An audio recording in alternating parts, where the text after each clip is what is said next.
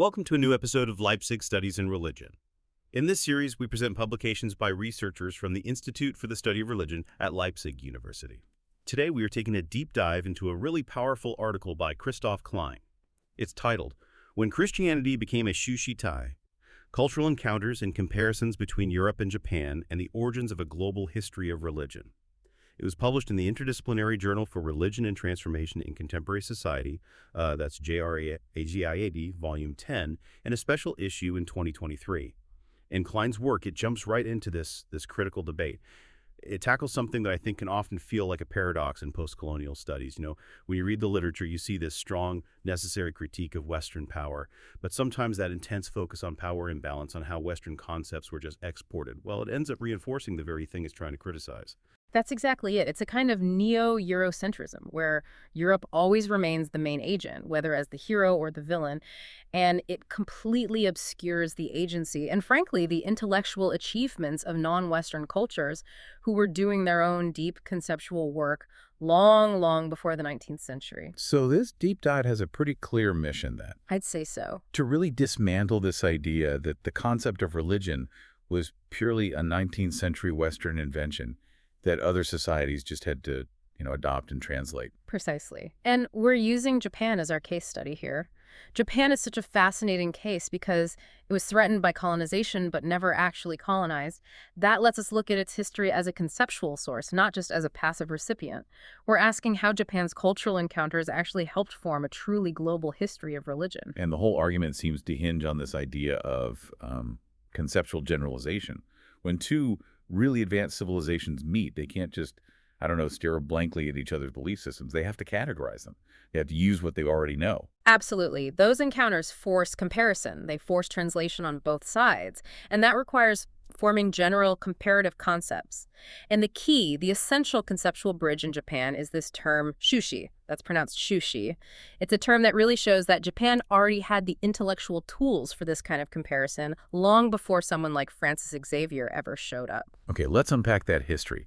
Because first we have to remember that Japan was never, conceptually isolated. Even that period we call Saikoku, the national closure from 1639 to 1853, that wasn't total isolation, was it? No, not at all. It was just a very specific phase of highly controlled, very limited relations with certain parties. Japan is, and has always been, the result of these incredibly complex historical flows. And Klein points to three critical junctures where the Japanese capacity for this kind of conceptual work either developed or got, dramatically sharper. Okay, what are they? The first is way back in the 7th and 8th centuries. This is the period of intense entanglement with the sinosphere, the cultural orbit of China. So that's the foundational moment. Yes. And the second is the 16th and 17th centuries with the European missionaries. And then finally the 19th century when Japan is forced into the modern global condition. Let's stick with that earliest period for a second, the sinosphere. Yeah. If Japan was already classifying things like Buddhism, Taoism, Confucianism, how sophisticated was that vocabulary? It wasn't just one word for religion, I'm guessing. Oh, far from it. They inherited and developed this incredibly rich vocabulary. To really get this history, you need to know about 4 key terms. They had Shu, which means law or cosmic order, something like the Greek nomos. Then they had Shu, which refers very specifically to a doctrinal system, a teaching. Right, like a school of thought. And what about the practice side of things? That would be Bu, the path of cultivation, the same character as the Chinese Tao. It's about practice, tradition, the moral way. But the ones most relevant for our deep dive are Shu, meaning a tradition or a descent community. You see it in suffixes like Tendai Shu, and the compound terms that come from it like Shumon and, most importantly, Shūshi. And Shūshi is the key one. What does it mean specifically? It refers to the fundamental principle or the main doctrine of a school, of a shu. So if do is the practice and shu is the community, the Shūshi is the core conceptual truth that holds it all together. And these terms were used to compare different Buddhist schools, or Buddhism and Confucianism, for centuries before any Europeans arrived. They were already comparative tools. Okay, that foundational structure is vital. So now let's jump to that second critical juncture. The 16th and 17th century Jesuit mission, starting with Francis Xavier in 1549. This encounter was different. It was very different. It was, for the most part, a confrontation at eye level. Japan's political and military strength meant the Europeans couldn't just invade or dictate terms. The missionaries, the merchants, they had to adapt to Japanese laws, Japanese governance, and that leads to a very different kind of intellectual exchange. And the reports they sent back really show this. Francis Xavier famously called the Japanese the best people he'd met in Asia.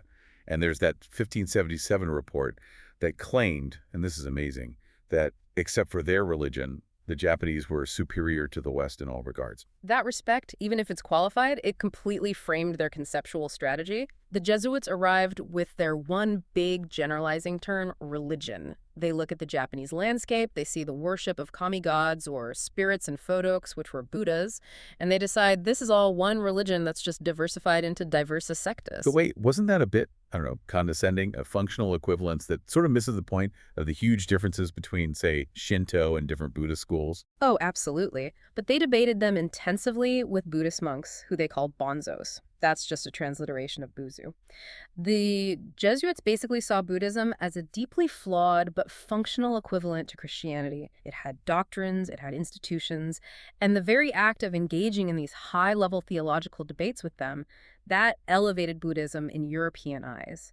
It became something that had to be refuted on its own doctrinal terms, which in turn reinforced religion as a global category back in Europe. And what about the Japanese side? They were actively trying to fit this strange new doctrine into their intellectual map, right? Yes, and initially there was a lot of confusion. At first, Japanese thinkers genuinely thought Christianity might just be a new variant of Buddhism, maybe from India. And that was partly because of that famous translation error, wasn't it? Right, where the missionaries first translated the word Deus as Dainichi, which is the name for the great cosmic Buddha Mahavairocana. Wow.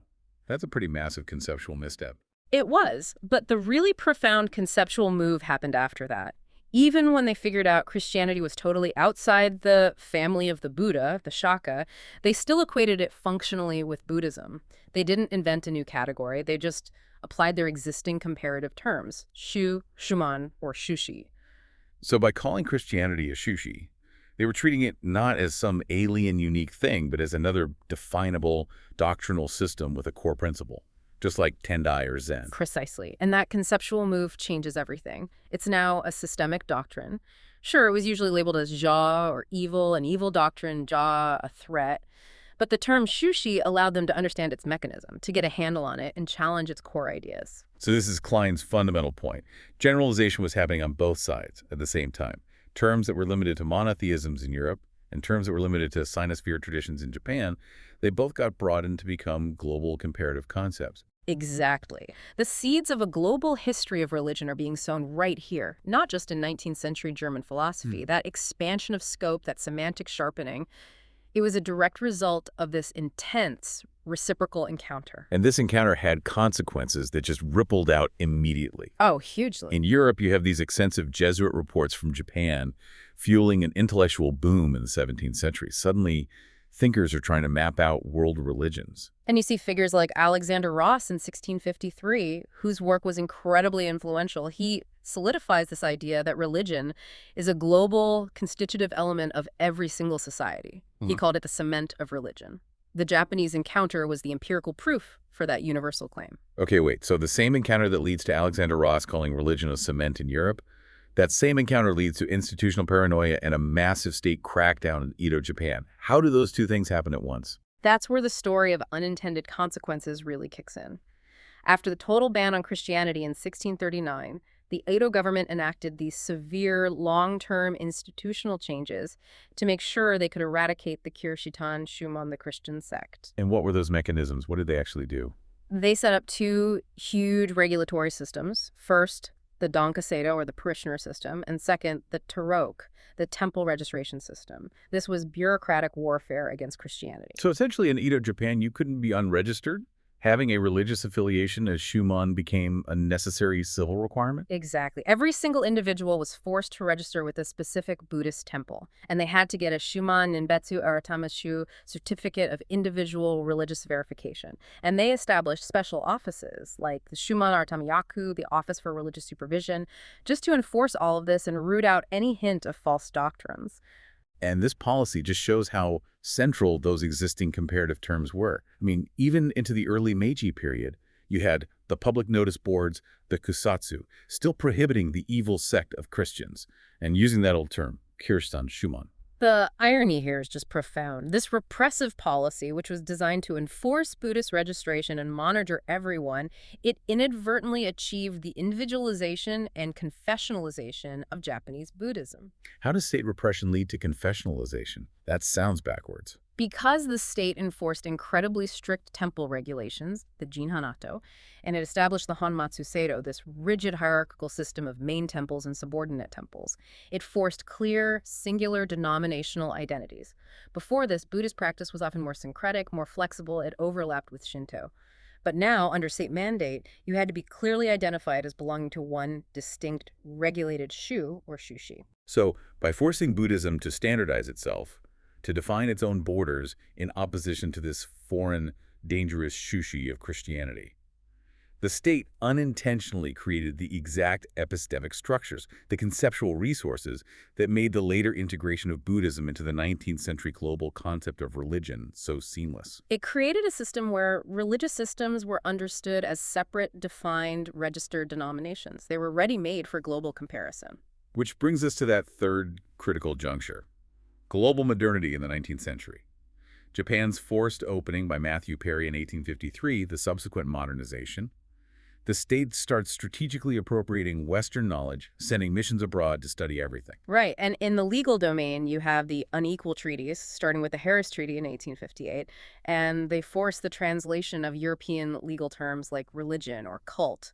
You can literally trace the conceptual shift in these documents. And what's so fascinating is that the early translations still relied entirely on that older terminology. They're using Shūsh and Shūshi to translate religion and things like religious animosity. Exactly.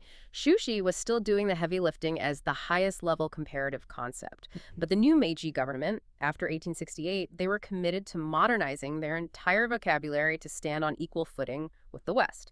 And this strategic goal leads to the push to replace those older terms with a new compound, Shūkyu. Shūkyu, the modern term for religion. So let's break that down. Shū is the tradition or community. And Q is the teaching or doctrine. That's a very descriptive compound, but its adoption wasn't, a flip of a switch. It shows up early. Arinori used it in 1866, but the transition was very fluid. It wasn't a sharp break, which shows the intellectual struggle happened. You can see that struggle so clearly in the writings of someone like Fukuzawa Yukichi.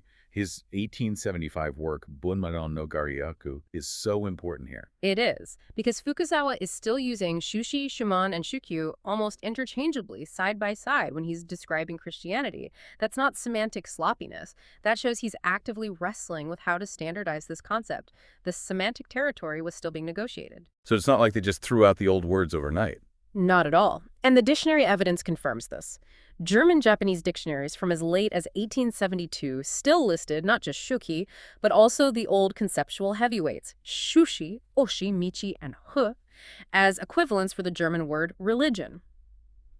The pre-modern terms kept their conceptual weight because they had already done the necessary work of generalization for centuries. And so by the 1880s, shuki becomes the standardized legal term. Yes. But by that point, Japan was already an active participant in the global religious discourse. This wasn't a passive reception of a foreign concept. It was the final, formal step in a process of generalization that had been developing in Japan for centuries, all driven by that powerful early encounter with Christianity. This analysis gives us some incredibly significant theses for how we should understand global intellectual history. Let's try to synthesize the key findings from Klein. I think the first key thesis is that the formation of a global concept of religion was shaped by these cultural entanglements well before the 19th century. The conversation was global much sooner than we tend to think. Right. And second, that Japan played this crucial, active role as a conceptual source, using its own indigenous terms like Shūshi to both shape and integrate into that global system. They already had the conceptual infrastructure. Third, and this is maybe the most fascinating part, is that narrative of unintended consequences. The trauma of the 16th century Christian mission and the strict Edo state policies that followed, they unintentionally created the very epistemic structures, that confessionalization, that made the religionization of Buddhism in the Meiji period so relatively seamless. And finally, that a global discourse on classifying all religions in the world, developed sooner and differently, specifically because the Europe-Japan encounter forced the need for these generalized comparative concepts on both sides at the same time. Japan was performing the necessary conceptual globalization in parallel with Europe. Which leaves us with a final provocative thought for you to consider. What does it mean for our modern understanding of secularity or religious freedom if the foundational Japanese concepts used in those key diplomatic treaties, concepts like Shūshi, were already products of centuries of intense cultural comparison and political maneuvering, rather than being purely modern legal transplants imported wholesale from the West? It suggests the very language of modernity was already hybrid from the very start. Thank you for listening, and we hope to welcome you back for another episode of our series, Leipzig Studies in Religion.